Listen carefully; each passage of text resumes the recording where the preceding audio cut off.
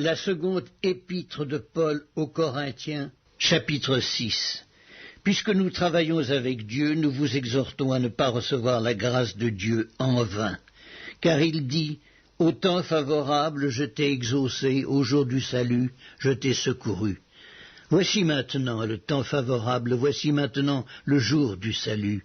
Nous ne donnons aucun scandale en quoi que ce soit, afin que le ministère ne soit pas un objet de blâme, mais nous nous rendons à tous égards recommandables comme serviteurs de Dieu, par beaucoup de patience dans les tribulations, dans les calamités, dans les détresses, sous les coups, dans les prisons, dans les séditions, dans les travaux, dans les veilles, dans les jeûnes.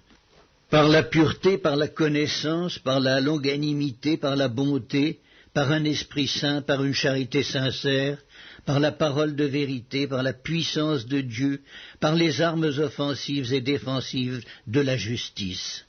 Au milieu de la gloire et de l'ignominie, au milieu de la mauvaise et de la bonne réputation, étant regardé comme imposteur, quoique véridique, comme inconnu, quoique bien connu, comme mourant, et voici, nous vivons, comme châtiés, quoique non mis à mort, comme attristés, et nous sommes toujours joyeux, comme pauvres, et nous en enrichissons plusieurs, comme n'ayant rien, et nous possédons toutes choses. Notre bouche s'est ouverte pour vous, Corinthiens, notre cœur s'est élargi. Vous n'êtes point à l'étroit au-dedans de nous, mais vos entrailles se sont rétrécies. Rendez-nous l'appareil, je vous parle comme à mes enfants, élargissez vous aussi. Ne vous mettez pas avec les infidèles sous un joug étranger, car quel rapport y a-t-il entre la justice et l'iniquité? Ou qu'y a-t-il de commun entre la lumière et les ténèbres? Quel accord y a-t-il entre Christ et Bélial? Ou quelle part a le fidèle avec l'infidèle? Quel rapport y a-t-il entre le temple de Dieu et des idoles? Car nous sommes le temple du Dieu vivant, comme Dieu l'a dit. J'habiterai et je marcherai au milieu d'eux. Je serai leur Dieu et ils seront mon peuple.